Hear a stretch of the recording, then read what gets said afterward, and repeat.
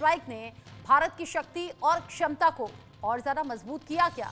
हमने ऑप्शंस रखे हाँ या नहीं के तौर पर। इस पर 87% लोगों ने माना कि हाँ, बालाकोट एयर स्ट्राइक का मतलब यह है कि भारत ने अपनी ताकत और क्षमता को दिखा भी दिया, बता भी दिया और इससे सामने वाला सावधान हो भी गया, होना भी चाहिए। 87% लोग कह रहे हैं हाँ, 10% लोगों ने कहा कि नहीं, हमें नहीं लगता कि किसी भी तरीके से यहाँ भारत की क्षमता या मजबूती का एहसास पाकिस्तान को हुआ है, क्योंकि लगातार वो साजिशें कर रहा है। 3% लोग ऐसे भी रहे जिन्होंने कहा कि हम इस बारे में कुछ कह नहीं सकते।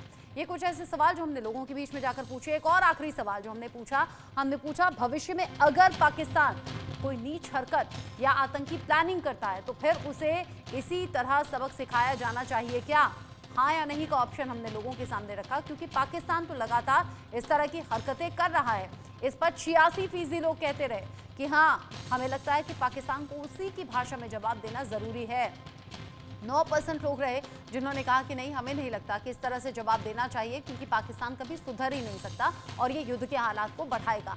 5% लोग ऐसे भी रहे जिन्होंने कहा कि हम इस बारे में कुछ कह नहीं सकते, लेकिन 86% लोगों ने कहा कि पाकिस्तान को उसी के अंदाज में जवाब देना ज़रूरी है। और जैसे हमने अलग अलग ये सवाल भी पूछे, ये पूछा हमने कि बालाकोट एयर स्ट्राइक का मतलब क्या भारत की ताकत और क्षमता को दर्शाना था, तो लोगों ने इसको लेकर भी मेजॉरिटी में हाँ में जवाब दिया है। जमीर देथोजी भी मेरे साथ में जुड़ गए हैं रक्षा विशेषज्ञ के तौर पर। नीरज राजपूत जी तो हैं ही। जमीर देथोजी, चूंकि बालाकोट एयर स्ट्राइक के 6 साल पूरे हो गए हैं और आज के वक्त में भारत अपनी ताकत और क्षमता के लिए दुनिया भर में मिसाल है और दुनिया भर में उसकी बातें होती हैं, लेकिन पाकिस्तान को ये बात समझ में क्यों नहीं आती? पाकिस्तान को क्या एक और सबक सिखाने की जरूरत है, आपको लगता है?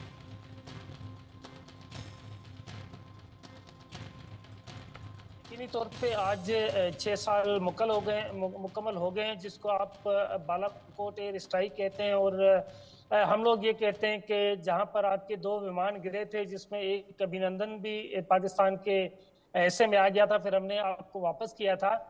बुनियादी तौर पे जब तक आप इसको इसी नजरिए से देखते रहेंगे तो मामला कभी सीधे हो नहीं पाएंगे, लेकिन अगर आप इस मामला को सीधा करने के हवाले से उसकी नजर से देखेंगे तो यकीनी तौर पे बहुत सारी चीजों में बहुत बड़ा बदलाव आया है। जैसे एक जमाना था जब नरेंद्र मोदी पाकिस्तान आए थे, बगैर वीजा के नवाज शरीफ की नवासी की शादी में शिरकत की थी उन्होंने।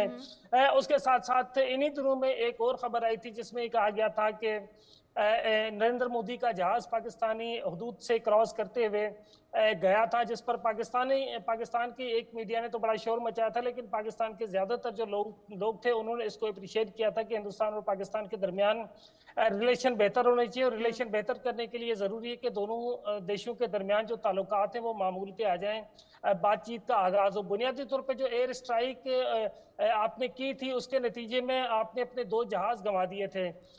तो मेरा ख्याल है कि एयर स्ट्राइक या इस तरह की जो बातें हैं इसको जितना ज्यादा आप प्रमोट करेंगे उतना ज्यादा प्रॉब्लम बढ़ेगी, लेकिन अगर आप इसको कौन बढ़ा रहा है नॉर्मलाइज करने की तरफ? पाक अधिकृत कश्मीर में ये जो प्रोपेगेंडा वाले कार्यक्रम है कौन चला रहा है? और पीसीआर अगर पॉसिबल हो, जमीर देथोजी के नाम के आगे आप लिख दीजिए। डिफेंस एक्सपर्ट हैं वो पाकिस्तान की तरफ से, पाकिस्तान से हमारे खास मेहमान जुड़े हैं, ताकि जो व्यूअर हैं हमारे साथ में वो जान सकें कि जमीर देथोजी पाकिस्तान से हैं, नीरज राजपूत जी हमारे साथ हिंदुस्तान से ही डिफेंस एक्सपर्ट के तौर पर जुड़े हुए हैं।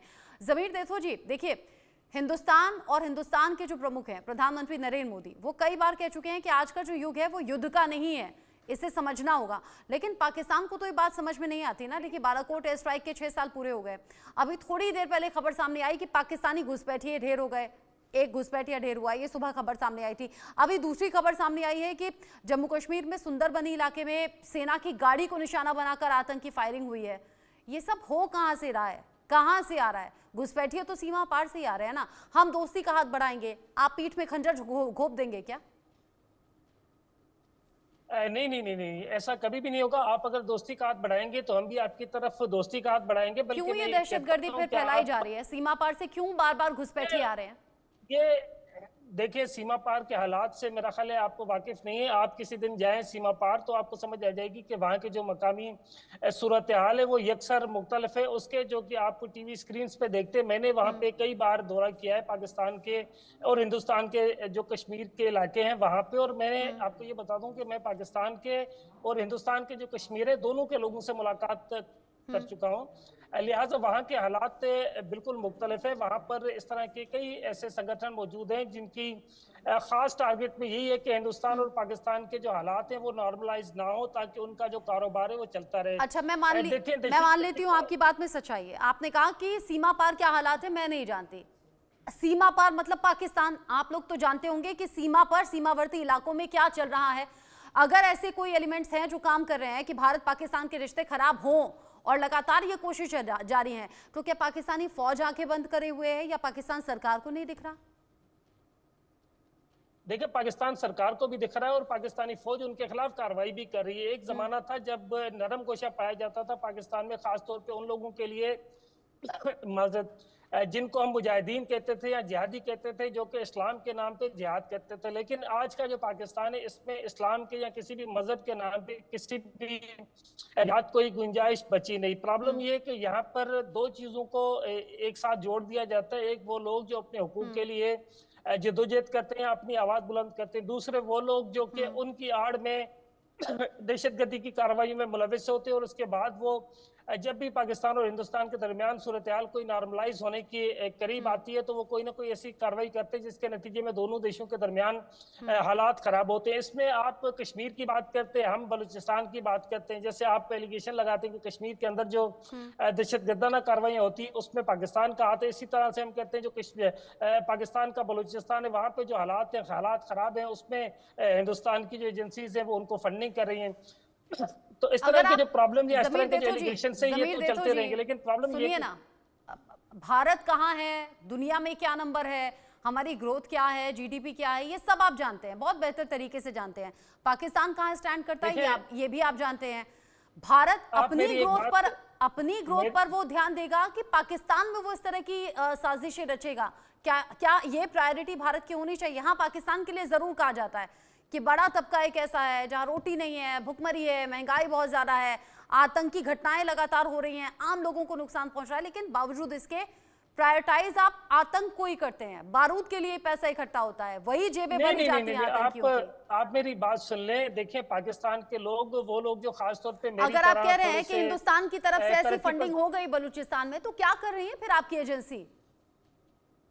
देखिए, हमारी तरफ से हमारे जैसे जो थोड़े से तरक्की पसंद लोग हैं वो ये कहते हैं, बल्कि अपने सियासतदानों को भी कहते हैं कि जिस तरह भारत ने तरक्की की है, जिस तरह भारत ने अपनी मईशत और इकोनॉमी को बेहतर किया है, पाकिस्तान को उन मॉडल्स को सपोर्ट करना चाहिए। इस हवाले से आपको शायद याद होगा कि पाकिस्तान के जो साबिक वजीर आजम इमरान खान थे, उन्होंने कई बार भारत की मिसाल भी दी थी और भारत को अप्रिशिएट भी किया था कि भारत ने किस तरह से तरक्की की और पाकिस्तान को अब अपने मामलात को किस तरह से देखना चाहिए और पाकिस्तान को मुआशी मामलात में किस तरह बेहतरी लाने के लिए कोशिशें करनी चाहिए, और उस पर हम कर भी रहे हैं। देखिए, बलूचिस्तान के जो हालात हैं वो किसी से छुपे नहीं। बलूचिस्तान में आए दिन कोई ना कोई आतंकी हमला होता है, फौजी मारे जाते हैं, इसके अलावा सिविलियन से जो आम मासूम शहरी हैं वो शहीद किए जाते हैं। तो इसमें आपने जो कहा ना, आपने कहा आप चूंकि डिफेंस जर्नलिस्ट हैं और आप यहाँ से नीरज राजपूत जी भी डिफेंस जर्नलिस्ट के तौर पर एक बड़ी भूमिका निभा चुके हैं और लगातार वो इन खबरों पर नजर रखते हैं। मुझे लगता है नीरज जी, जो जमीर जी कह रहे हैं, आपको रिवर्ट करना चाहिए। बिल्कुल, मैं इंतजार कर रहा था रचना, आप अगर कहेंगी तो। पहली बात तो जो जमीर साहब कह रहे हैं कि बलूचिस्तान में तो एयर स्ट्राइक तो ईरान ने की थी, और उसके बाद फिर आपने भी कुछ वहां पर जाकर एयर स्ट्राइक की और उसमें कोई वॉरहेड ही नहीं लगाया था, बिना बारूद की आपने जाके मिसाइल वहां छोड़ दी। तो ये भारत को इसमें लेकर आने की जरूरत नहीं है। अगर आपका बलूचिस्तान में कुछ चल रही है, टेंशन चल रही है, वहां पर कॉन्फ्लिक्ट चल रहा है, तो उसके लिए बलूच लड़ाकी उसके लिए जिम्मेदार है, या फिर ईरान की वजह से आपके लिए टेंशन हो रही है? आपकी और ईरान के बीच में एयर स्ट्राइक हो चुकी है, तो इसमें आप भारत कहेंगे कि भारत इसमें ऐड हो गया, फिर आप लेकर आ जाएंगे उसमें जो जाधव जी को लेकर आ जाएंगे, जिसको ईरान से पकड़ कर ले आई थी आपकी एजेंसी, तो वो कहना गलत होगा।